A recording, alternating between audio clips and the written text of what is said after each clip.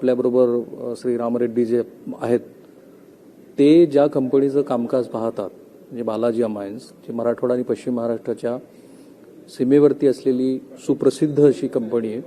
आणि मी ऑलरेडी मुद्दा टॅग केलेला आहे की ह्या कंपनीची उलाढाल साधारणपणे 16-17 हजार कोटी रुपयावरती आहे.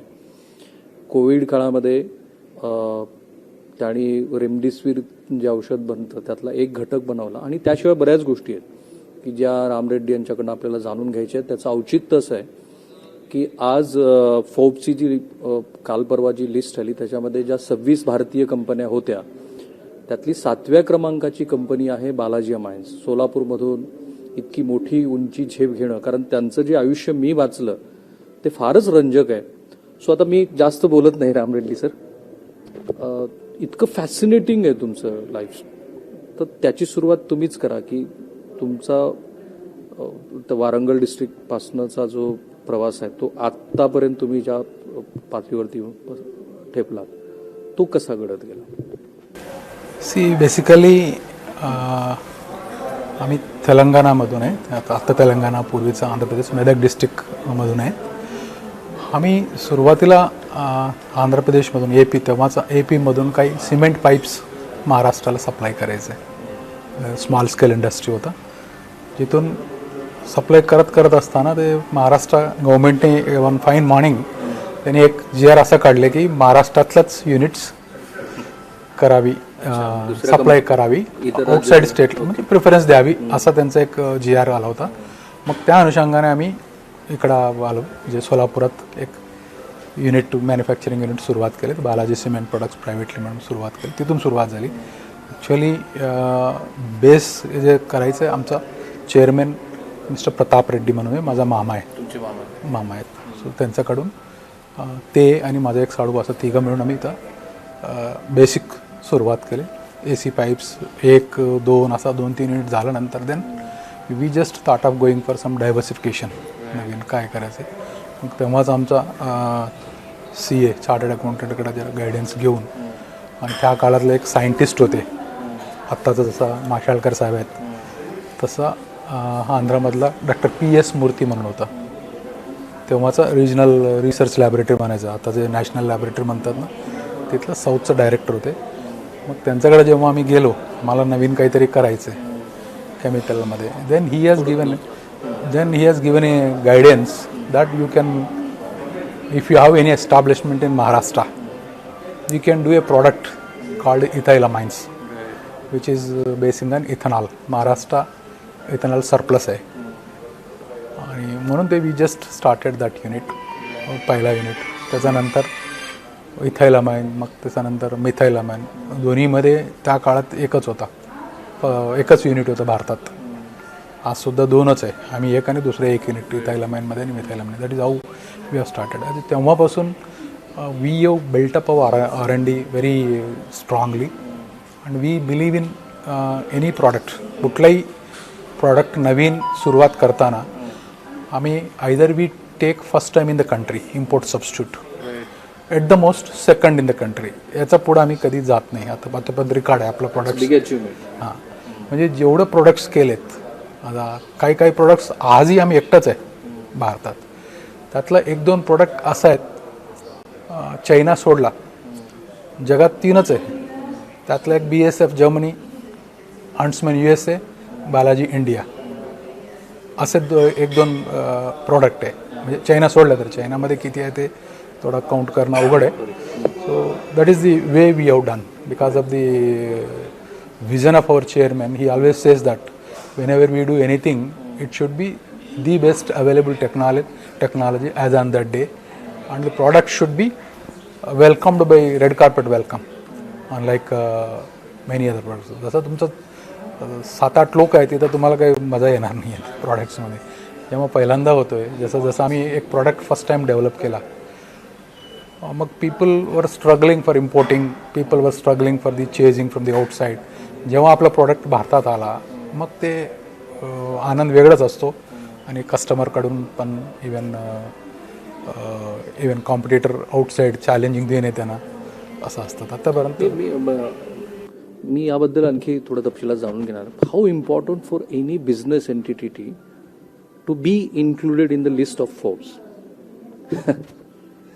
I really speaking, I do not know. This is, I just recently started listening about they talk about यांचं नाव फोर्ब्समध्ये आला, त्यांचं नाव फोर्ब्समध्ये आला.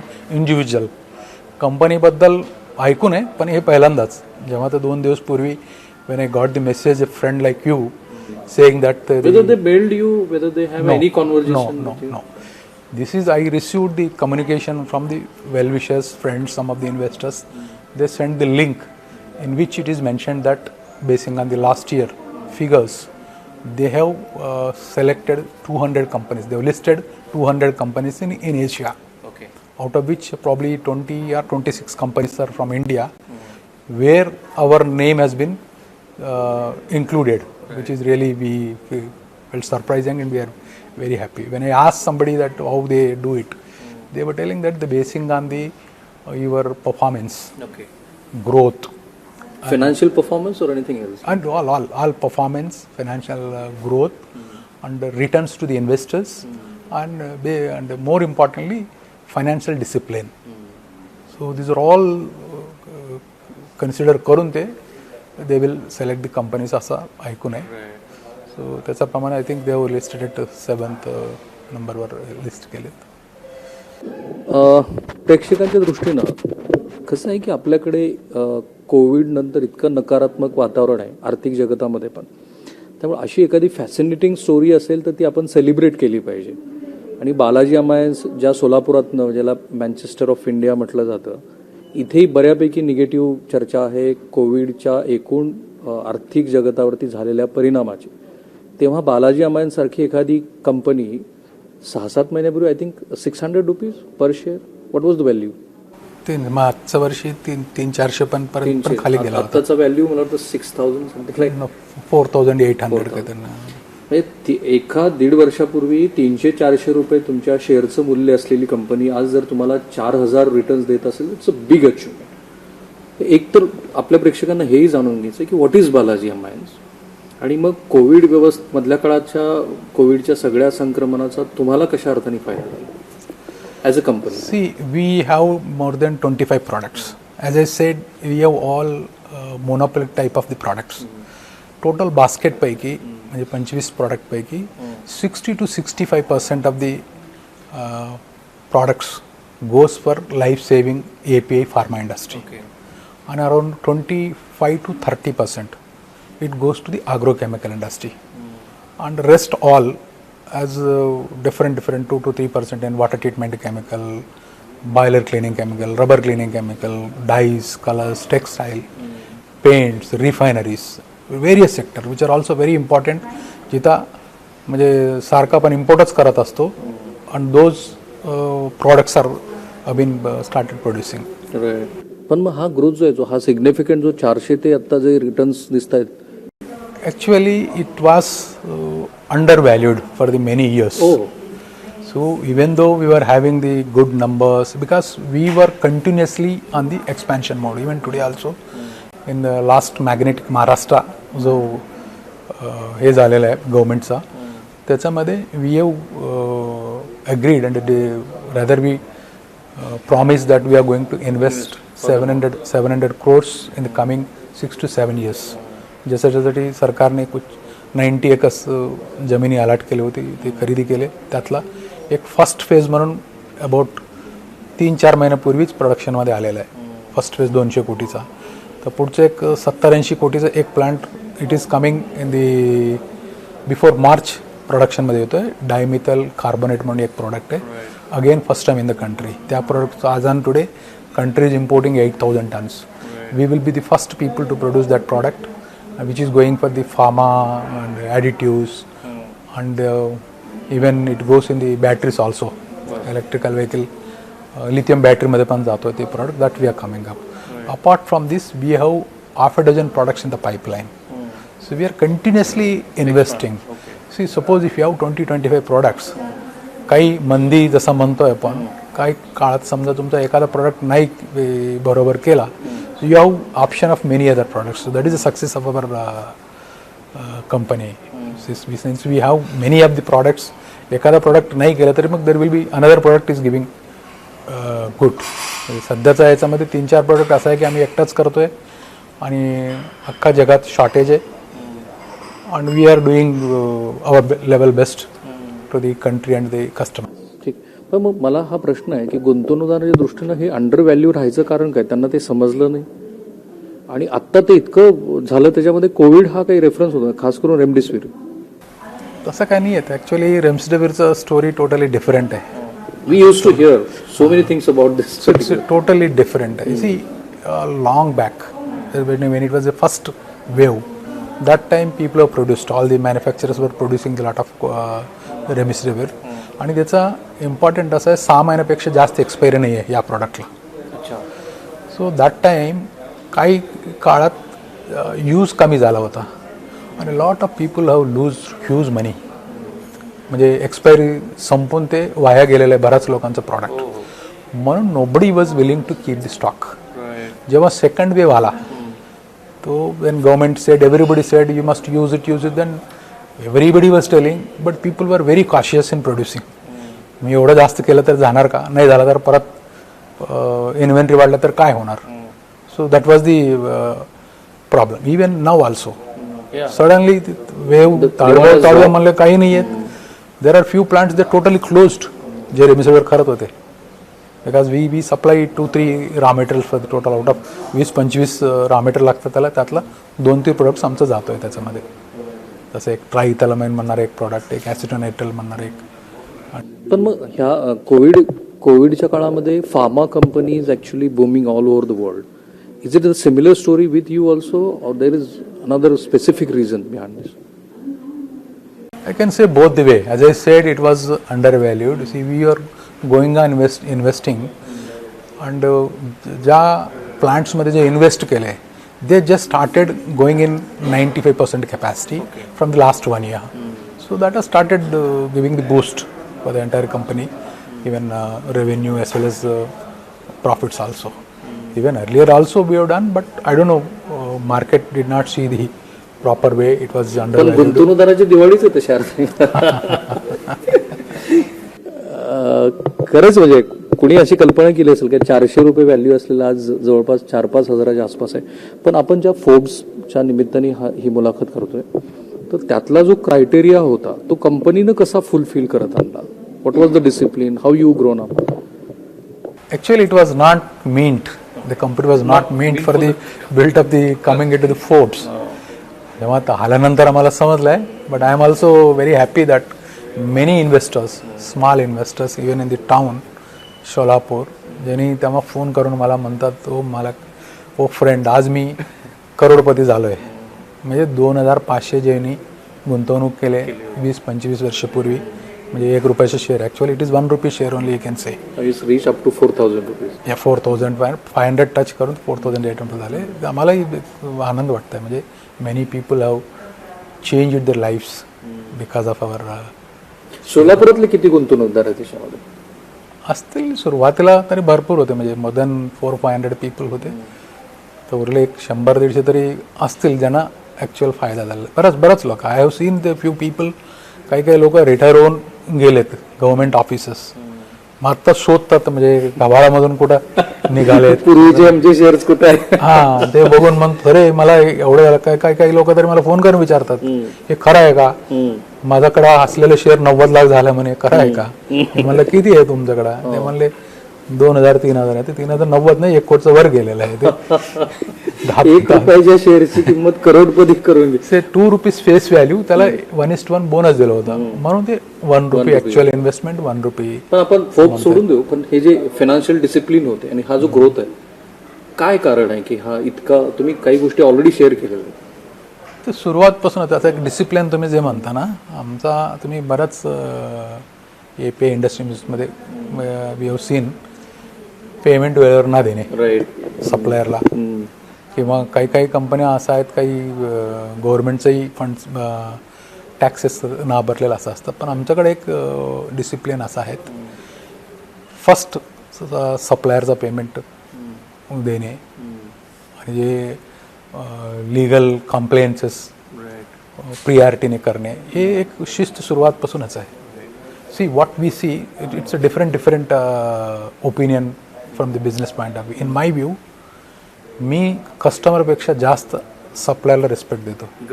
याचं कारण असं आहे, माझा प्रोडक्टचं प्राईस मी ठरवत नाही किंवा कॉम्पिटिटर कस्टमर ठरवत नाही, माझा कॉम्पिटिटर ठरवतोय. तो 100ला दिले की मलाही 100ने द्यावा लागतो. So nothing is great. आणि ₹1 कमी झाला की तो कस्टमर घेणारच. परंतु when my supplier is good with me, त्याने समजा ₹1 कमी केला सप्लायमध्ये, that is directly adding to my bottom line. So that is the philosophy we use it. Even for the small supplier also we respect. आणि even transporter also. एका transporter बऱ्याच कंपनीमध्ये ट्रान्सपोर्टरला हात पण येऊ देत नाही, बाहेर बसवा म्हणतात.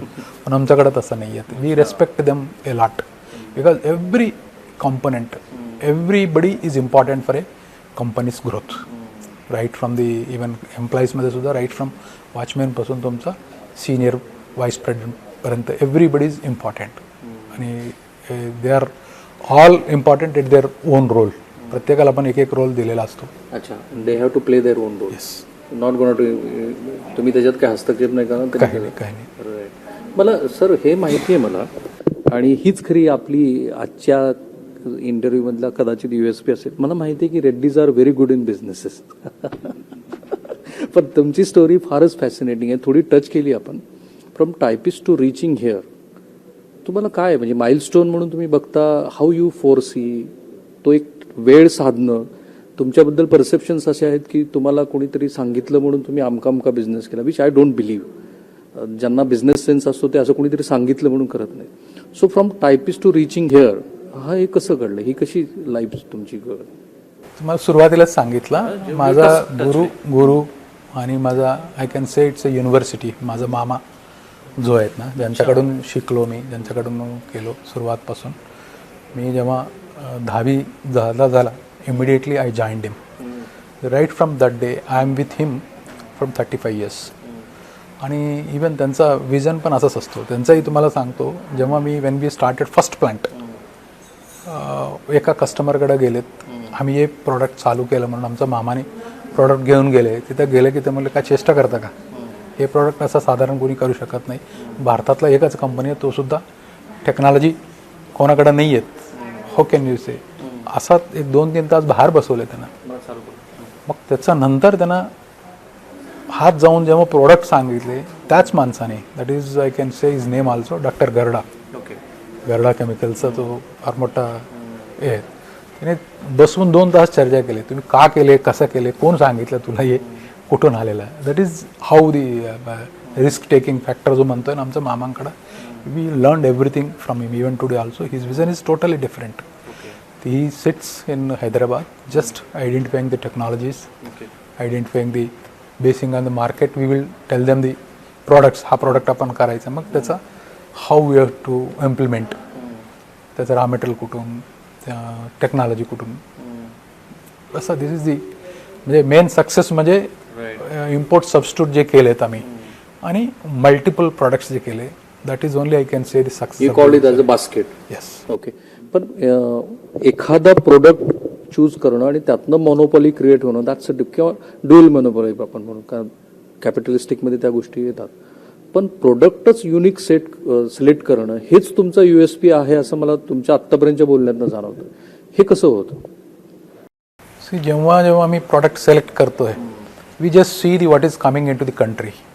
भारतात जे होत नाही, बाहेरून काय येतोय, आणि ते सिलेक्ट करून त्याचं कपात किती आहेत भारतात, आणि त्याचं रॉ मटेरियलचं अवेलेबिलिटी कुठे आहेत. मग तिथून आम्ही काम सुरू करतोय. पहिला R&D करायचे, देन पायलट प्लांट करायचे, देन कमर्शियल प्लांट करायचे. This is how we are doing it. आणि तुमच्या माहितीसाठी सांगतोय आणि अभिमानाने सांगतोय, बालाजी अमाईनचा जो methyl amine ethyl amine plant आज सुद्धा, it's only company in the world, in the world started with Indian technology. जगातला इवन भारतातला दुसरा एक कंपनी आहे, they have taken the technology either from German or from US. आमचा एकमेव conscious decision to use Indian technology और नाही. At that time we have been given that Dr. P.S. Murthy, he should is no more now, but he has given the technology But looking him without his any past history, risk taking is our chairman's decision. समजा त्या काळातला 5 कोटी म्हणजे ते एक म्हातारा माणसाचा हे बघून आपण इन्व्हेस्ट करणे, that is very big risk. एवढा त्याचा नंतर मग जो झाला आहे, we habituated for taking such type of risk. इंडिजिनसलाच तुम्ही प्राधान्य देता की असं काही नाही आहे? That depends requirement. Even though if you take something from outside, त्याला फाईन ट्यून करणे, इंडियनाइज करणे, it's a never ending process. Develop करणे, फर्दर फाईन ट्युनिंग करणे. म्हणून तर आज सोलापूरसारख्या एका प्लेसमध्ये एक प्लांट उभा करून we are competing with world market. जगातल्या कुठल्याही कंपनी हे म्हणू शकत नाही यांच्या क्वालिटी बरोबर नाही आहेत. We are equally same quality giving like BASF, Germany, Huntsman, Ashland, Dow, Delamine. These are all our competitor. Mitsubishi. That's a big name. That's what I am telling you. We are very small, but fighting Your competitors are fighting with very big. In a both way. Even our suppliers are very much bigger than us. Our customers also very much bigger than us. या मुलाखतीतला माझ्या दृष्टीनं सर्वात महत्त्वाचा जो भाग आहे ना, तो आत्ता आपण त्या दृष्टीनं रेड्डी सरांना प्रश्न विचारतो. काय आहे की कोविड नंतर, आणि संपलेला तर नाहीच आहे कोविड, पण बिफोर कोविड मधल्या काळातलं कोविडचं व्यवस्थापन, आर्थिक जे काही चित्र भारतात पण दिसतंय, जागतिक पटलावरती पण दिसतंय, आणि आता पोस्ट कोविड नंतर सगळं जागतिक अर्थकारणच पूर्ण बदलून जाईल असं म्हणतात. 15 दिवसापूर्वीची जर आपण आकडेवारी बघितली तर बिफोर कोविड नाही होत आपण, पण we could see India is growing. 25%, 30% असा तो ग्रोथ आहे.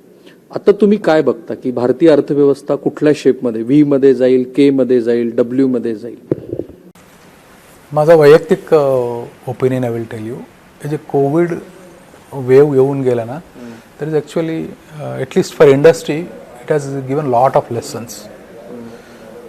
आधी बिकॉज जेव्हा शॉर्टेज नव्हता, अवेलेबल होता, कसंही करायचे, कुठूनही घ्यायचे, म्हणजे पूर्ण इम्पोर्टच करायचे. जेव्हा ते शॉर्टेज होणं सुरुवात झाला तेव्हापासून people have started thinking and developing स्वतःचा, म्हणजे dependence on the other countries कमी झालेला आहे बऱ्याच प्रोडक्ट्समध्ये. आमच्याही बऱ्याच रॉ मटेरियल्समध्ये वी यूज टू आज आलं नाही आलं तर कसा, मग when it has started short supply, then we started checking the alternates. तुम्हाला इझी अवेलेबल असेल तर कोणी अल्टरनेट बघत नाही. इझी नसलं मग हुकारकुक you want to run your plant. तसा एक entire country, specifically in the chemical industry, it has becoming self sufficient. जे आत्मनिर्भर भारत म्हणणारा जो शब्द आहे, that is started doing slowly. Every month we are seeing some new development. Dependence बंद होतो किंवा त्या प्रोडक्टचा अल्टरनेट दुसरं काहीतरी तयार करून प्रोडक्ट बाहेर पडतोय. This is how it is happening. पण माझा प्रश्न वेगळा होता. माझा प्रश्न असा होता की आत्ता जी रिकव्हरी दिसतेय ती कोणी म्हणतं व्ही शेप आहे. व्ही शेप मधली पण एक बाजू ही अशी जी राईट अप जायला पाहिजे तशी गेलेली नाही. काही जण म्हणतात ती के शेपमध्ये डाऊन झाली, मग काही पार्टमध्ये गेली, पुन्हा ती पुन्हा डाऊन होताना. त्यामुळे some sectors are really growing, some are not showing any sign of recovery. पण तुम्हाला आता जे दिसतंय ते काय? आमच्या सेक्टरमध्ये जसं 3-4 सेक्टर आहे. Agrochemical and pharma, API is a major sector. माझा 80-85% जो सेक्टर आहे, दोन्ही सेक्टर आहे. याच्यामध्ये we are still seeing 15 to 20% growth, which is a normal growth. Okay. Any normal growth हे हायच, त्याच्यामध्ये काही प्रॉब्लेम नाही आहे. हा इम्पॉर्टंट आत्ता मी मागं बोलल्यासारखा चायनावरून आपण डिपेंड केले. आता चायनामध्ये प्रॉब्लेम झालेला आहे, बराच प्रोडक्ट्स येत नाही. दॅट इज हेल्पिंग अज अ लॉट. समजा उद्या चायना परत आला, नॉट इन इंडिया, वर्ल्ड मार्केटमध्ये, युरोपमध्ये, अमेरिकामध्ये, people are not going to accept as it is. They are going to see definitely India as a alternate source, second supplier. That opportunity has been created because of this. पण तेवढं environment आहे आपल्याकडे, friendly आहे तसं? Yes, definitely. It will continue. माझा personal याच्याप्रमाणे येऊन गेलं असं नाही आहे. आत्तापर्यंत बराच चायनीज जो waves, not only this Covid सोडून बरंच प्रॉब्लेम्स आला होता चायनामध्ये. एकदा पोल्युशनचा, एकदा ब्लू स्कायचा वगैरे जो प्रॉब्लेम्स होता, तेव्हा काय व्हायचं, चायना बंद झाला की वर्ल्डमध्ये शॉर्टेज व्हायचं त्या प्रॉडक्ट. आणि आपण काहीतरी तयार केलं की परत चायना चालू झालं की आपल्याला प्रॉब्लेम व्हायचे, इन्व्हेंटरी वाढवायचे, त्यांनी रेट कमी करायचे. पण this time world is not going to believe the China. परत आला तरी त्याचं जागा त्यांना दाखवणारच. ओके, तुम्ही आला ना, तुमचं 50% तुम्हाला देऊ, बाकी 50% आम्ही अल्टरनेट सोर्समधून जे डेव्हलप केले या कष्टकाळात जे घेतलेत. So this has become an opportunity for everybody in the country, for all the chemical, specifically specialty chemical and pharma intermediates मध्ये entire world is looking as an alternate for India. पण मग आपल्याकडे 3 जे obstacle सांगितले जातात, एक तर labour laws, second government performances and land acquisition. आता लँड ॲक्विजिशन तरी जिथं लँड आहे तिथं चाललेत लोक, सो ते तरी ह्याच, यू कांट हेल्प इट. गव्हर्नमेंटमध्ये some of the governments are doing very well. Like मागं गुजरात म्हणायचं, आता तेलंगणा पण चालू झालेलं आहे. They are giving one window type of system. एक I don't know whether I should say or not, महाराष्ट्रात काय झालेलं आहे मागचा 1-2 टर्मसाठी it was doing very well actually. Any government, I am not talking about any political, it was doing very well. आता recently काळामध्ये काय झालेलं आहे, because they are not given full mandate by the voter community, त्याने त्यांच्यामध्येच busy झालेलं आहे. People are not having time to see the. आणि बरंच नॅशनल कलामिटीसारखं असं जे कोविड झाला, मध्ये पूर झाला, सो त्यांचं लक्ष पूर्ण तिथंच प्रियारिटीवर असतात. इंडस्ट्रीचं पॉलिसी तुम्हाला माहितीसाठी सांगतो, इंडस्ट्रीयल पॉलिसी मागच्या काळात एक्सपायर झाल्यानंतर 1-2 वर्षांनी रिन्यू केले. It doesn't happen in any state. Normally एकदा झाला बिफोर एक्सपायरी, म्हणजे आता याचं एक्सटेन्शन देण्याच्या आधी people will talk to the industries, बाकी एजन्सीला विचारून काय केलं तर आपण पुढे जाऊ, असं करून ते before expiry they will come up with new policy. असं आपल्याकडे घडलेलं नाही आहे. पण तुम्ही फक्त केमिकल इंडस्ट्रीमध्ये नाही आहे, तुम्ही हॉटेलिंगमध्ये पण आहात, तुम्ही डिफेन्सला पण काही गोष्टी सप्लाय करत असता. सो फक्त अपार्ट फ्रॉम केमिकल बाकीच्या सेक्टरमध्ये तुम्हाला ग्रोथ दिसतोय, आणि तो जर ग्रोथ असेल तर मग जे एम्प्लॉयमेंटबद्दलचा जो कन्सर्न आहे त्याबद्दल तुमचं काय मत आहे? एम्प्लॉयमेंटबद्दल लोक ते थोडं, आमचं सोलापूरचं थोडं लोक बदनाम केलेलं आहे, पण तसं नाही आहे. I say that our Solapur employees are very good. Okay, ठीक आहे, 100 पैकी एखादा असतो, तर एखादा पकडून you cannot say that everybody is. We are not talking about only Solapur. In general I think we have very good workmanship in the country. आपलं लोक बाहेर जाऊन काम करतात. एम्प्लॉयमेंट जनरेट होईल असं तुम्हाला वाटतं? हो, डेफिनेटली. डिस्पाइट दिस कोविड, डेफिनेटली अपकमिंग. आता एक प्रॉब्लेम तुम्ही म्हणतो बरोबर आहे, हॉटेल इंडस्ट्रीजला जे सर्वात जास्त हिट झालेलं आहे. Luckily we being in Solapur and we being only one hotel आणि दुसरं मोस्ट लकी. हां, त्याच्यामुळे थोडा आम्हाला we are little different than the other cities. पुण्यापेक्षा थोडा चांगलंच असं म्हणावं लागेल when I compare to the other hotel. But it is not up to the mark. काय झालं की हा hotel it has become much advance for this city. 20 वर्षानंतर यायचं होतं, तो आधी आलेलं हॉटेल आहे सोलापूरसाठी.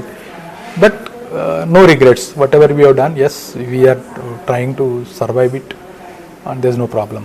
And other industries, engineering industries, it is doing well, there is no problem. Here in Sholapur we have 2-3 very important industries like automobile industry चा एक आहेत इम्पॉर्टंट, दुसरं एक इलेक्ट्रिकल मोटर्स आहे, अख्खा भारताला सप्लाय करतात सोलापूरहून. So everybody is doing well.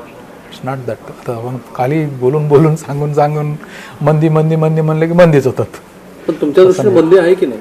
I don't think it is already started surviving. Long every sector, engineering and it is like a cycle. Chemical industry, API industry, agrochemical industry चांगलं झालं की त्याचं expansion, त्याच्यासाठी तुमचे engineering Motors लागणार आहे, engineering इंडस्ट्रीची boost येणार आहेत. प्रत्येक इंडस्ट्रीजला आता एकमेकाला संलग्न आहे म्हणून ते येणार आहेत, त्याचं काही हे नाही आहे. But there are few sectors. ह्या टेक्स्टाईल आहे तुमचा हुजरी, लाईक रेडीमेड गारमेंट झालं. याचं काय झालेलं ड्युरिंग दिस पॅन्डेमिक पिरियड लोकांना ड्रेसचं गरजच पडलेलं नाही. आज सिच्युएशन कसं झालंय, बऱ्याच IT कंपनीज वगैरे they say that work from home, मग त्यांना दुसरा ड्रेस तिसरा ड्रेस घ्यायचं गरज पडणार आहे. This impact will be there on some of the sectors till they get the alternate. Correct. असं आहे. असं आहे ना की आपण ह्या म्हणजे आर्थिक जगतातले जे तज्ज्ञ आहेत त्या तज्ज्ञांची मतं जाणून घेत असतो. ती बऱ्याच वेळेला आयदर ह्या साईडचे एक्स्ट्रीम असतात किंवा मग रघुराम राजन सारख्यांची दुसऱ्या साईडचे एक्स्ट्रीम्स असतात. त्यामुळे जे प्रत्यक्ष व्यवसाय करतात अशा मंडळीचंच मत मला जास्त महत्त्वाचं वाटतं. सो सर, कोविडच्या आधी जे 8 क्वार्टर्स होते आपल्याकडे, दे वर ॲब्सोल्युटली डाऊन. म्हणजे 3-3.5% ग्रोथ आपण रजिस्टर्ड केला होता, तो 20 वर्षानंतर आपल्याला दिसला होता. सो आता ती सिच्युएशन तशीच राहील की तुम्ही जो ग्लोबल सिनॅरिओज बदलताना दिसतोय की आपला चीनचा जो एक महत्त्वाचा कॉम्पिटिटर होता तो कमी झाला आहे, FIIs खूप वाढताना दिसत आहेत वगैरे. सो ती सिच्युएशन राहणार नाही असं तुम्हाला वाटतंय? एक मुद्दा. आणि दुसरा त्याला जोडून MSMEच्या दृष्टीनं जे सेंट्रल गव्हर्नमेंटनी पॅकेजेस दिलेली होती ती प्रत्यक्षात तिथे पोचलीच नाही, तुम्ही असलात.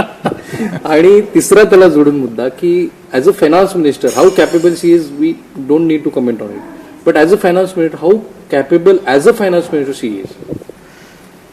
सी 3 प्रश्न विचारले तुम्हाला. पहिल्या गोष्ट ते ग्रोथ तरी आहे सध्याचाच काही दुम्मट नाही. एक biggest problem facing the industry, every industry, that is the logistics.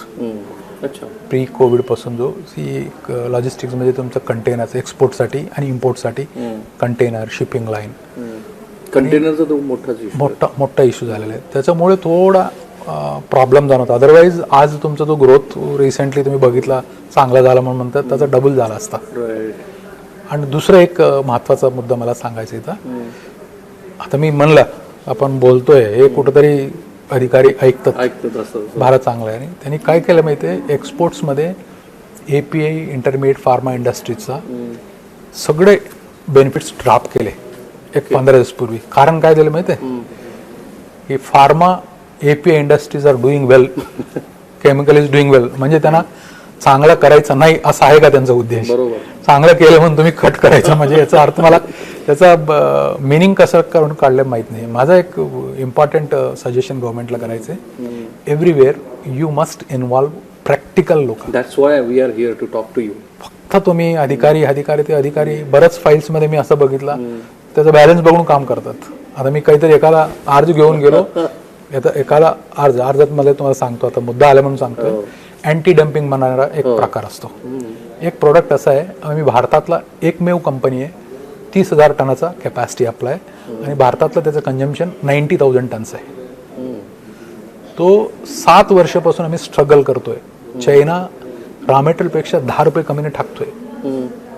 मग माझ्याकडे 20-25 प्रोडक्ट आहे म्हणून त्याला प्रॉब्लेम असला तरी आम्ही सर्व्हाइव्ह करतोय.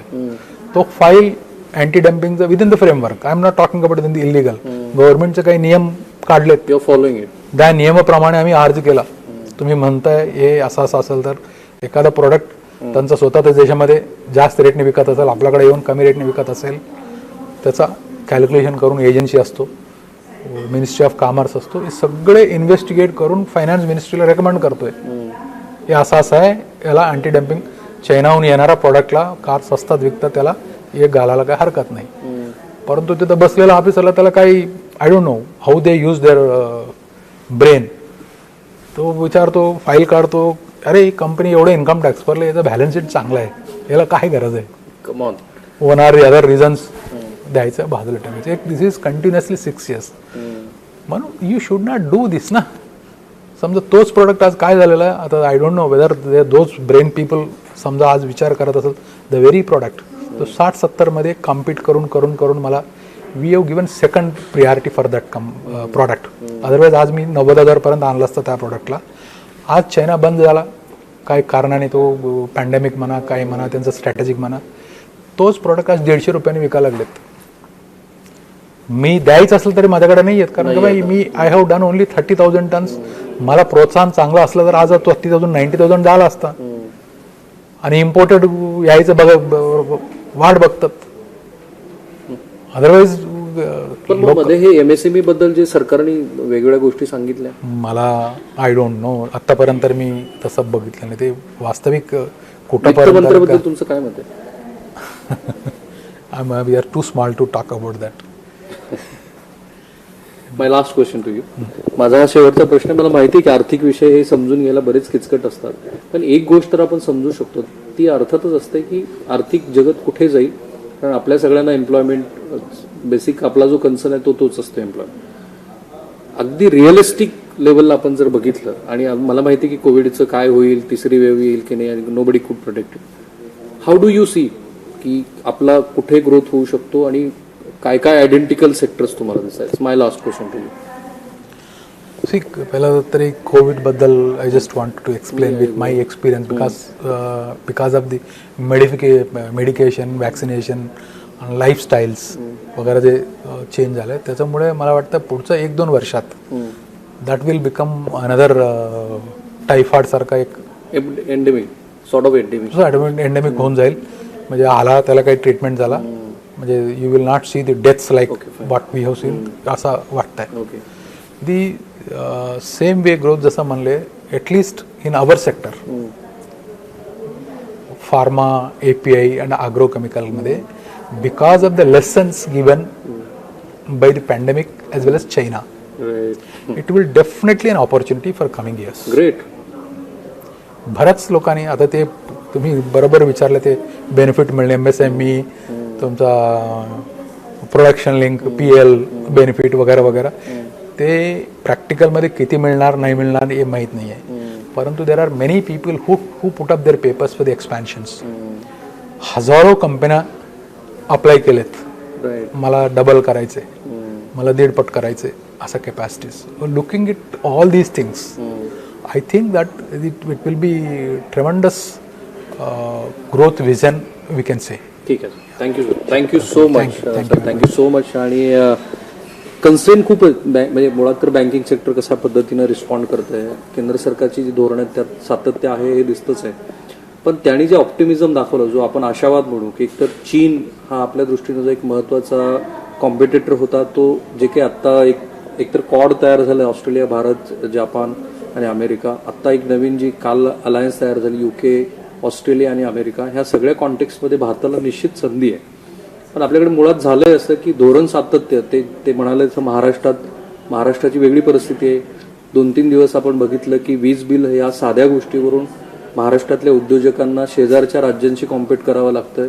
अशा छोट्या छोट्या पण अतिशय मूलभूत, आणि जे राज्य की जे आपण असं म्हणायचो की Maharashtra is a leading state in every sector, but I am sorry this is not the case. पण तरीही आज फोर्ब्सच्या या यादीच्या निमित्ताने राम रेड्डी यांच्याकडनं जे बेसिक आपण समजून घेतलं, आय होप की आपल्या धोरणकर्त्यांना ते समजेल. Sir, congratulation. मला एअरपोर्ट बद्दल बोलत आहे, प्लीज गो अहेड.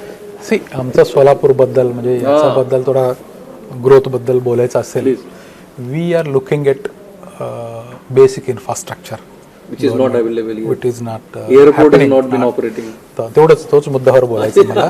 एअरपोर्ट बऱ्याच वर्षापासून, आता काही दिवसात तुम्ही बिजापूर पण चालू होईल, it is in the full swing. Gulbarga चालू झालेला आहे.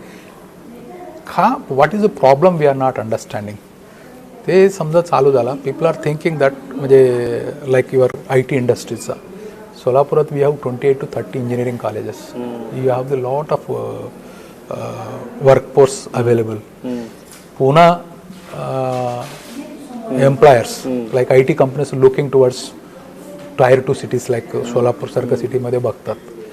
समजा एअरपोर्टचा झाला, definitely there is a ट्रेमेंडस chance. आम्हाला काही आय एम नॉट आस्किंग याला सबसिडी द्या, याच्यामध्ये सूट द्या, हे द्या, हे सगळं नंतरचं, हे नंतरचं आहे. हक्काचं जे बेसिक इन्फ्रास्ट्रक्चर तेवढं तरी उपलब्ध करून द्यावी. मग you need not look at, it will automatically take the sky limits. Thank you sir. आज सोलापूर हे खरंच उदाहरण आहे. सोलापुरात एका चिमणीमुळं एअरपोर्ट बंद पडतं, ते ऑपरेटिंग होत नाही. फार इंटरेस्टिंग गोष्ट. पण असंच तर आहे ना आपल्याकडे, आपल्याला ज्या गोष्टी करायच्या त्या गोष्टीकडे आपलं प्राधान्यक्रमाने लक्ष आहे की नाही. तो थांबूया आपण इथं. पुन्हा एकदा मी बालाजी आंबानीस आणि श्री राम रेड्डी यांचं अभिनंदन करतो. या मुलाखतीतनं जे मुद्दे तुमच्या लक्षात आले आणि जे आलेले नाही आहेत त्याबद्दल या व्हिडिओच्या खाली तुम्ही जरूर पोस्ट कमेंट करा. मी सरांना पुन्हा एकदा आपल्या मुलाखतीसाठी निमंत्रण. थांबूया आपण इथे. ABP माझा, उघडा डोळे बघा नीट.